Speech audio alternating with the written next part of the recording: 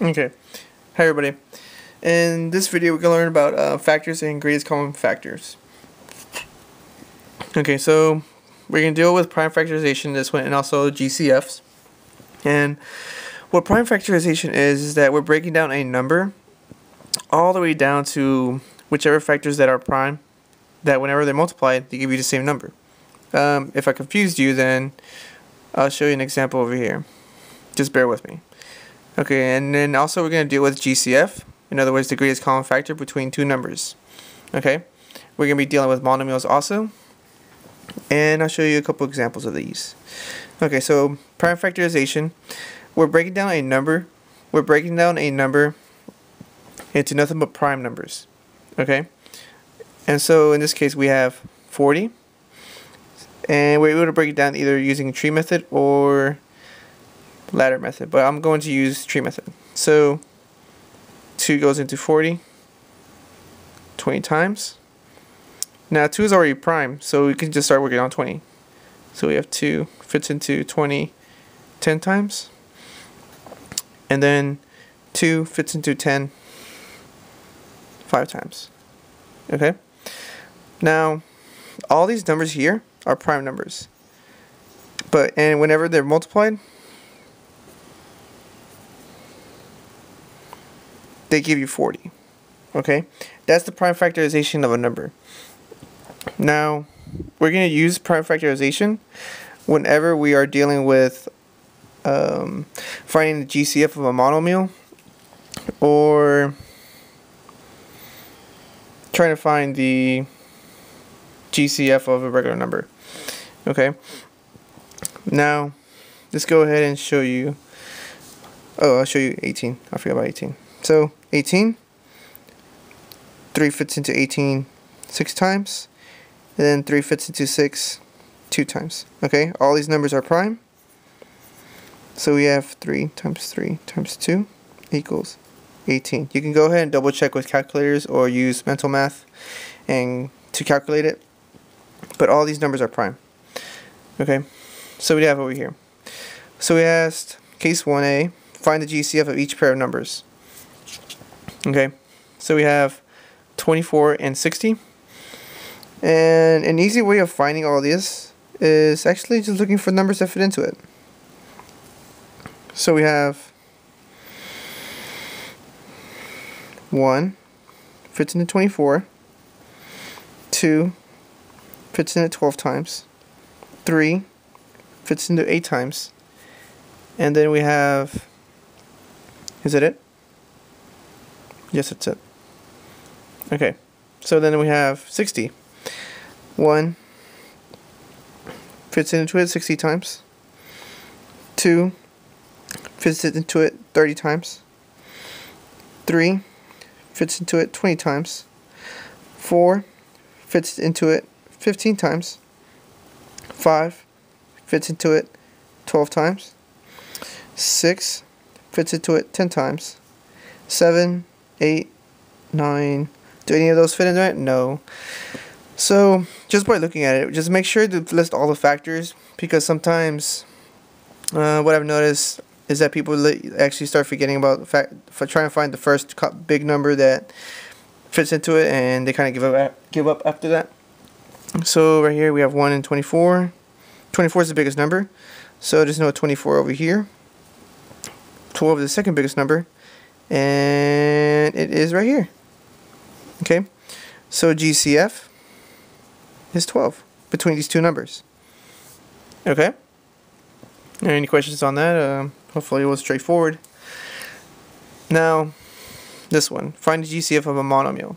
Okay, what we learned over here is that we're trying to look for a greatest common factor between the numbers, and whenever we're dealing with variables that have the same variable, like in this case we have x and x, so they share a common factor here. And whenever they share the same variable, just look at the exponents, and they have 2 and 3. Always take the smallest exponent. Always take the smallest exponent of the two. Okay, whenever they have the same variable. Okay, so then I'll start off with the numbers first. So 18 and 36. Okay, 18 and 36. So I have 1 and 18. 2 and 9. 3 and 6. Okay. And then we have, there's 4 into it. No. 5. No. I think we're finished there. So 36. 1 fits into it 36 times. 2 fits into it 18 times. 3 fits into it 12 times. 4 fits into it 9 times. 5. No. 6 fits into 36 6 times. We already have a 6, so we don't really need to worry about doubles. Okay. So what's the biggest number in 18? Okay. So biggest number in 18 is 18 itself. And we have an 18 down here, and it's right here. Okay, so their GCF will be 18. 18. Now don't forget about your variables. Okay, so we have x squared and x cubed. So then we have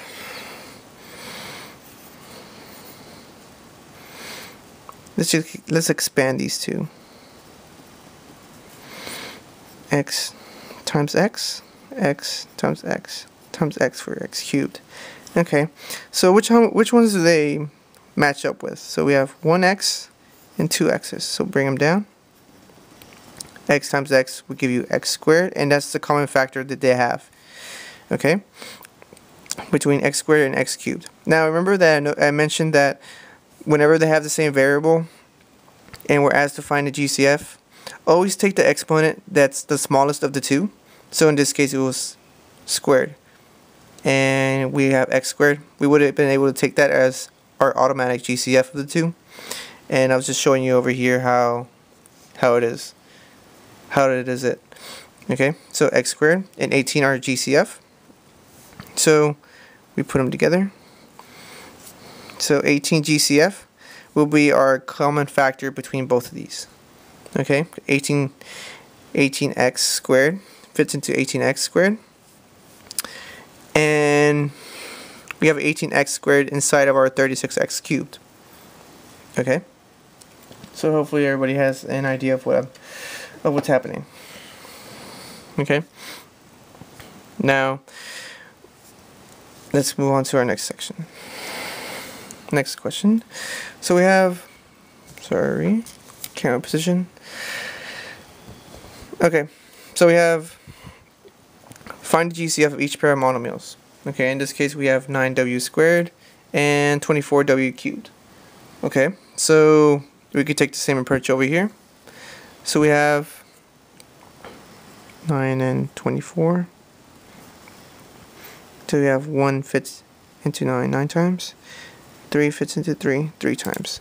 We don't need that 3. So in 1, 9, and 3 are only factors of 9. In 24 we have 1 and 24, 2 and 12, 3 and 8. Does 4 fit into it? 6 times, 5, 6, and that's where we stop. Okay, let me write this 2 a little bit nicer. Okay, so one way we can start looking for our factors more quickly is by looking at the smaller number. So we have 24 and 9. Just start looking at all the factors of 9. So we have 1, 9, and 3. Okay, so one of these factors is going to fit inside of our 24. So is it 1? We have a 1 here. So that's we'll leave that to make sure. We have a 9. Does a 9 fit in here? No, it doesn't.